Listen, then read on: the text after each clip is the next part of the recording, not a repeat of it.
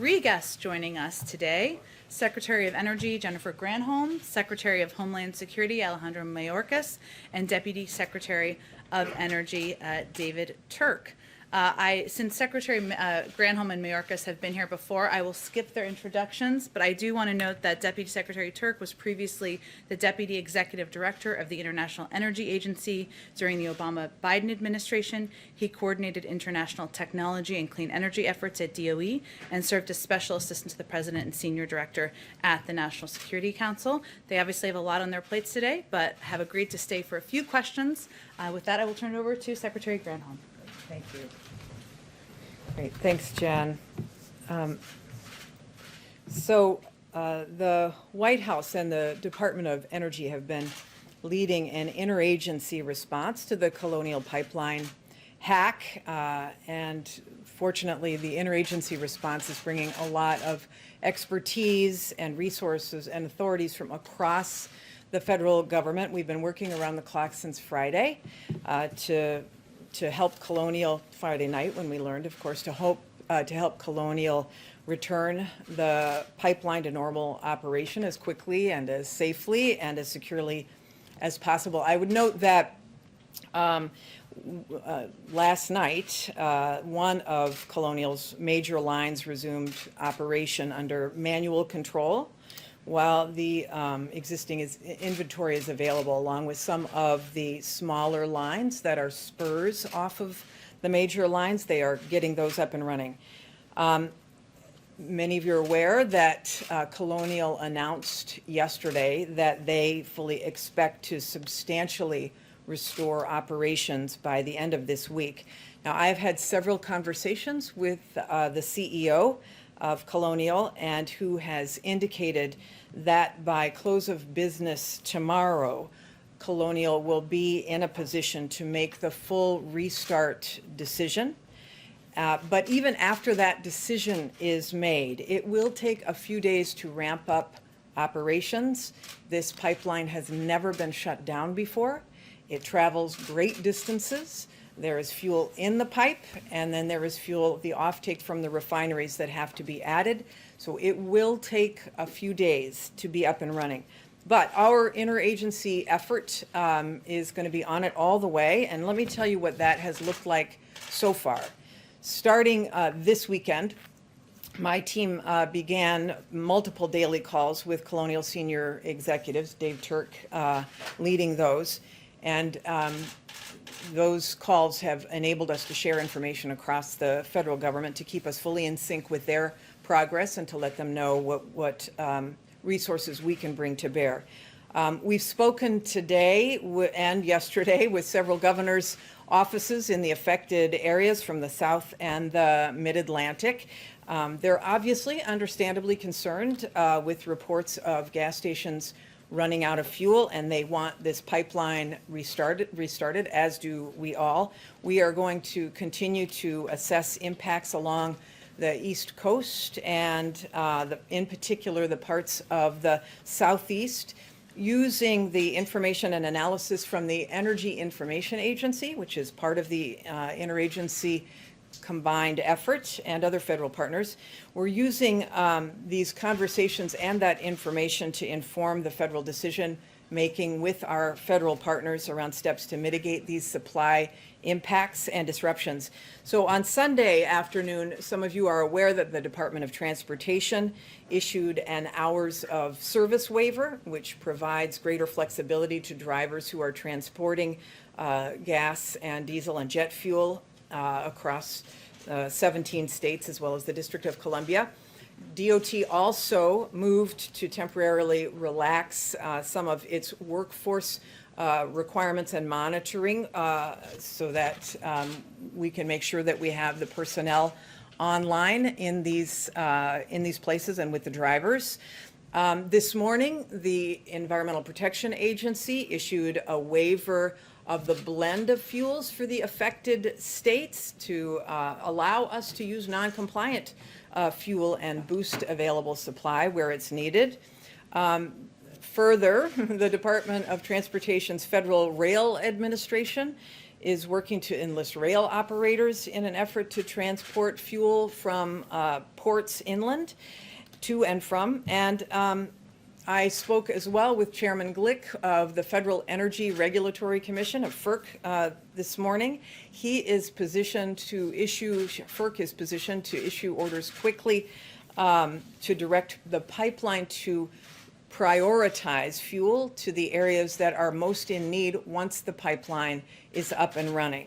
So in short, we're looking at every option we have across the federal government and all of the agencies. And in the meantime, I do want to say this, that we expect that gas station owners are and should act responsibly. We will have no tolerance for price gouging.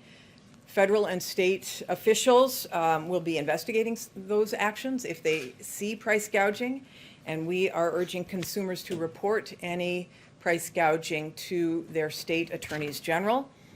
And still, I want to be clear that these states who are impacted, even with the turning on of the pipeline system, they still may feel a supply crunch as Colonial fully resumes. So, but the American people can feel assured that this administration is working with the company to get it resumed as soon as possible. And as one other warning, I guess, let me emphasize that much as there was no cause for, say, hoarding toilet paper at the beginning of the pandemic, there should be no cause for hoarding gasoline, especially in light of the fact that the pipeline should be substantially operational by the end of this week and over the weekend.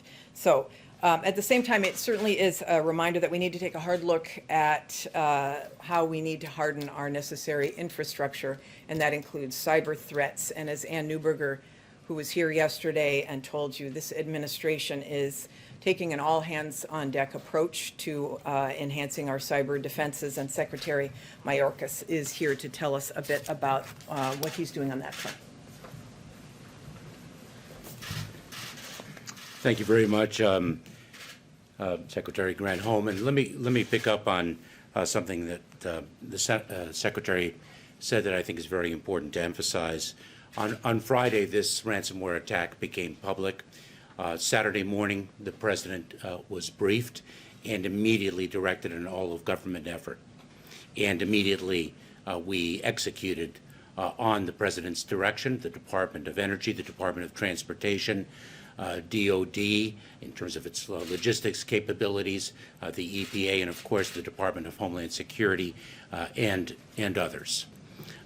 The direction was to bring our capabilities and our resources to bear, our expertise, and whatever we can do to be poised should any of those capabilities be called upon or be able to deliver much needed resources. We in the Department of Homeland Security, for example, began working immediately with the Department of Transportation to be ready should any request for a Jones Act waiver be made to us to allow a foreign flagged vessel to deliver fuel should that need arise. And of course, that need is not necessarily yet confirmed, but we want it to be poised at the President's direction to be ready and to be able to act immediately. The attack that Colonial Pipe suffered is a ransomware attack. That threat of ransomware is certainly by no means new. As a matter of fact, last week I spoke at an event sponsored by the United States Chamber of Commerce about the gravity of the threat. More than $350 million in losses are attributable to ransomware attacks this year. That's a more than 300% increase over last year's victimization of companies, and there's no company too small to suffer a ransomware attack. We are seeing increasingly small and medium-sized businesses suffer a ransomware attack, and we are bringing in the Department of Homeland Security our capabilities to bear through the Cybersecurity and Infrastructure Security Agency, or CISA, as it is commonly known. We are in the lead in the public-private partnership in an all-of-government effort to raise the cyber hygiene of private industry and, of course, within the federal .gov environment as well. We share information between the public and private sectors. We share best practices. We have cybersecurity directors to actually be on site at a company's facilities to assess it, to make recommendations, and to direct it with respect to voluntarily direct it to raise its cyber hygiene and how it can best do so. This threat is not imminent. It is upon us. The Colonial Pipe ransomware attack is a stark example of what we have been saying for some time now. And quite frankly, when I served as the Deputy Secretary of Homeland Security in the second term of the Obama-Biden administration, we were focused on it then. And so we are bringing our all of government effort at the President's direction to not only address the situation that is upon us today, that is galvanizing our attention, of course, but to really focus on critical infrastructure and what we can do to strengthen that critical infrastructure across our government and to make it more resilient to these types of attacks and to raise awareness so that everyone understands the need to prevent and be in a position to respond to these attacks. And I'll turn it over. Jen. And I'll just say we may pull up our Deputy Secretary here too in case we need him. Go ahead, Peter. Secretary Mayorkas, I'll follow up on what you just said a moment ago. The FERC chairman, to whom the Secretary referred to a moment ago, said yesterday there should be mandatory cybersecurity standards for pipelines. Do you agree, and is this administration going to try to put those in place? So our conversations within the administration are ongoing and have been underway with respect to what measures we need to take, both administratively and, of course, in a companion effort, the legislature to see how we can raise the cyber hygiene across the country. Peter. On a separate issue, Secretary Mayorkas, we have cameras today in Texas that are showing humongous groups of dozens or hundreds of migrants walking right into the country. So I'm curious what you meant last week when you said the border is closed. What I meant is precisely that. The border is closed. We are expelling single adults and families under the Title 42 authority that rests with the Center for Disease Control. We decided as an administration, in furtherance of the President's direction, to administer our immigration laws of this country in an orderly and safe and humane way that we will not expel unaccompanied children. Mary. Secretary Granholm, you just acknowledged the possibility of a supply crunch. Can you give us a bit more of a reality check here? What kinds of shortages should Americans be bracing for? What kind of disruption on gas prices can Americans expect? First, let me just be really clear. The crunch is in the areas that are affected by the pipeline, the main spurs of the pipeline, so that really is the southeast. It's about 70% of the supplies of North Carolina, South Carolina, Tennessee, Georgia, and especially Southern Virginia are impacted the most. And so those are the areas that we have the greatest concerns with. And because of the fact that there's not a whole lot of other supply. Now, this particular pipeline also supplies other states, but there are other pipelines that supply other states as well, so there's more diversity. In this particular region, that's where we're going to see the crunch. And this is why we know that we have gasoline, we just have to get it to the right places. And that's why these next couple of days, I think, will be challenging. And we want to encourage people, it's not that we have a gasoline shortage, it's that we have this supply crunch, and that things will be back to normal soon, and that we're asking people not to hoard and know that we are all over this. Amar. Thanks. What does this say about the fragility of our national infrastructure that one hack could do this, and could it have been worse if the hackers had gotten into the operational system? Attacks on our critical infrastructure are not new. There are different levels of strength and resilience across the critical infrastructure enterprise, and that is why we are so focused on making sure that the cyber hygiene across the entire enterprise is strengthened. And remember, in cybersecurity, one is only as strong as one's weakest link, and therefore we are indeed focused on identifying those weak links, working with those weak links in the critical infrastructure enterprise, as well as throughout the private sector, and strengthening our country as a whole. This is not unique to the United States. Thanks, John. Secretary Granholm, can you give us a sense of the timeline on the Jones Act waiver that we just heard from the DOT about, and when will it go into effect? Actually, you're the, So, this is the Jones Act waiver guy. Yeah, so if I may, when we receive a request for a waiver, the Department of Transportation engages in an analysis to determine whether any U.S. flagged vessels are available to deliver what is needed. And if in fact they are, then of course they are called upon under the Jones Act statute to deliver accordingly. But if there are not U.S. flags available, then we analyze the need for foreign flag vessels and apply the statutory requirements correctly. And of course, in a situation such as this, the work we already began precisely for this reason, at the President's direction, to be ready and to be responsive with the urgency that the situation would require. So we are on it as fast as possible. Is there a timeline, Secretary?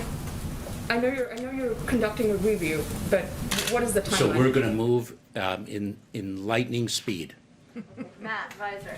I had a question for Secretary Granholm on behalf of a colleague who couldn't be here, not about the Colonial Pipeline, but a different one. The state of Michigan has ordered the closure of a pipeline called Line 5 with a deadline tomorrow. The question is, has the White House or the Biden administration or the former governor of Michigan, current Secretary Granholm, if there's any position on the Line 5, if you guys are urging the state of Michigan to do anything one way or the other? Yeah, we don't weigh in on that, and it's in court right now. So that's where it sits. It will be decided in court. Go ahead. Can you tell us what is the feasibility of using rail cars to transport fuel into the affected areas? I know that's being looked at. Yeah, the DOT is looking at that, and so we'll have to wait till their analysis is done. These are not easy solutions, because there may or may not be the right rail cars. There may not be the deep water ports available for the Jones Act to be able to respond. So this particular area of the country, this is why we have doubled down on ensuring that there's an ability to truck oil in, gas in. But the pipe is the best way to go, and so that's why hopefully this company, Colonial, will in fact be able to restore operations by the end of the week, as they have said. We're going to do the last one in the back. Yeah, I actually have a question for each of you. I'll start with you, Secretary Granholm, because ladies first. Obviously, we have the acute issues with the Colonial Pipeline ransomware attack, but looking more holistically in a macro view, how does this speed up the efforts at DOE to move in more of a renewable direction, since this is going to have an impact on people at the pump? Yeah, I mean, we obviously are all in on making sure that we meet the president's goals of getting to 100% clean electricity by 2035 and net zero carbon emissions by 2050.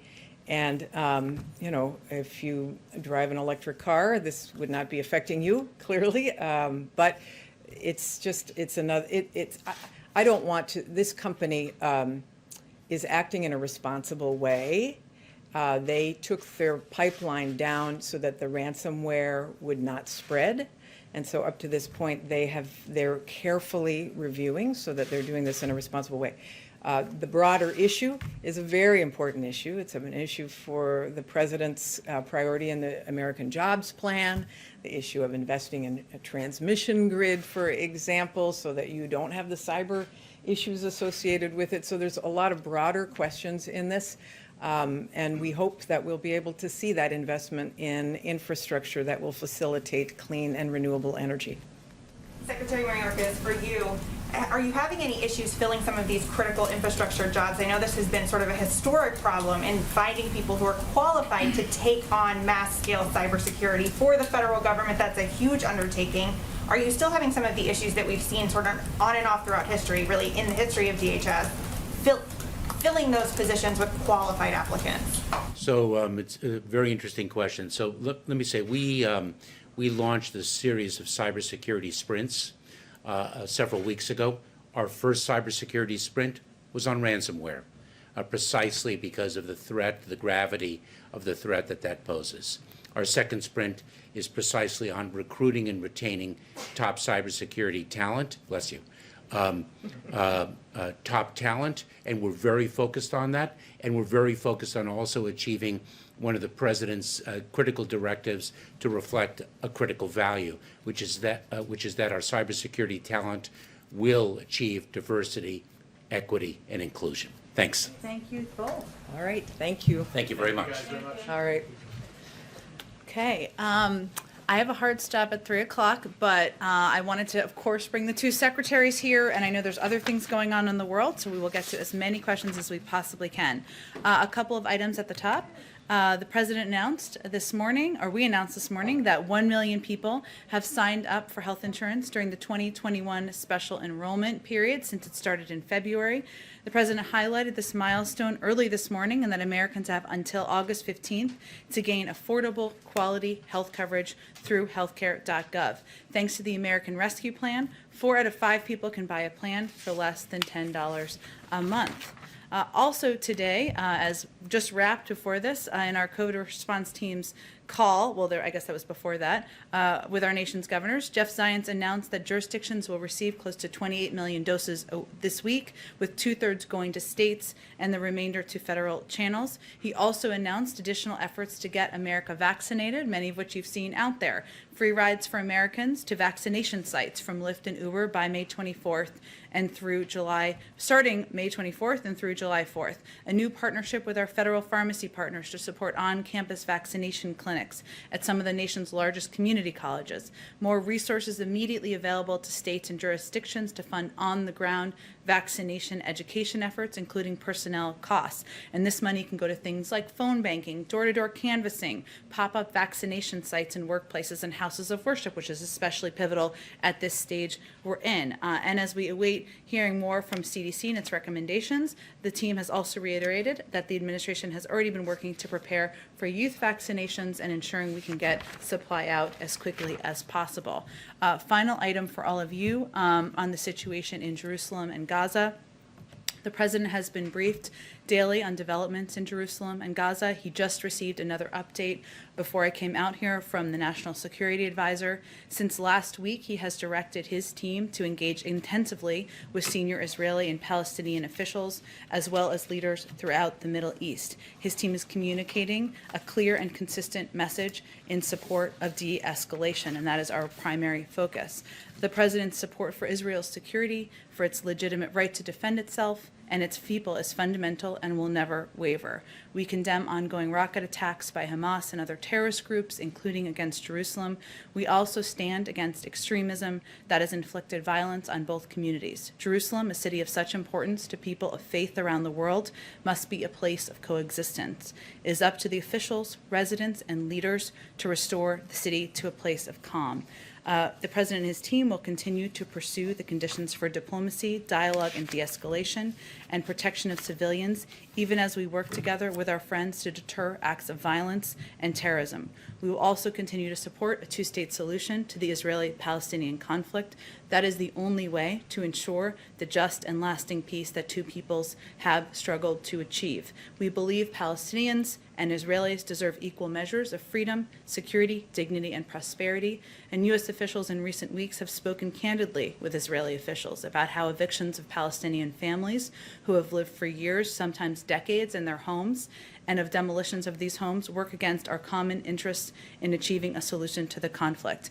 In the coming days, as Muslims gather with family and friends to celebrate Eid, and Jews join together to mark the beginning of Shabbat, let us affirm that all people of faith deserve to enjoy these important celebrations without fear of violence and work toward peace and calm for all. With that, Amr, go ahead. Thank you. There's a new AP poll that shows that just 11% of people who remain unvaccinated say they